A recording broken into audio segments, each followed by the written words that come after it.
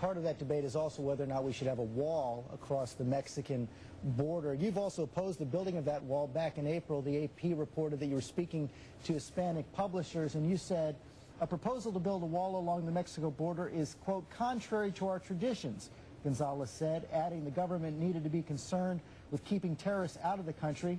I think we can do that without building a wall, he said. Yet the Senate this week passed an amendment which called for a 370-mile fence or wall, whatever you want to call it, across the border. So do you believe that 370-mile fence would be contrary to our traditions?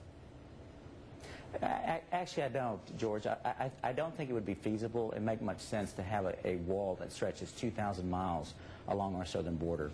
The objective here is to have a smart border strategy, and part of that should include, in my judgment, fencing along a wall along certain portions of the border. We currently have it in place. It makes sense in certain areas.